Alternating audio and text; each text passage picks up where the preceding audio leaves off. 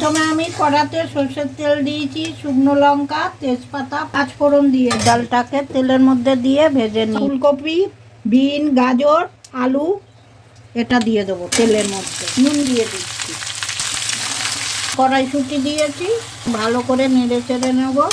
লঙ্কা বাটা, জিরে বাটা, ধনে বাটা, হলুদ, কাশ্মীরি লঙ্কার গুঁড়ো সব আছে, মিশিয়ে নিয়েছি। দিয়ে ভালো করে কষে নেবো। কয়েকটা চেরা কাঁচা লঙ্কা দিলাম, টমেটো দিচ্ছি দুটো। এবার আমি জলটা দিচ্ছি। ডালটা সেদ্ধ হলে ডালিয়াগুলো আমি দিয়ে দেবো।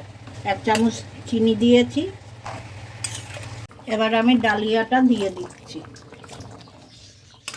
ডালিয়াটা সেদ্ধ হবে, হয়ে গরম মশলা দিচ্ছি, হয়ে গেছে। এবার ঘি দিচ্ছি।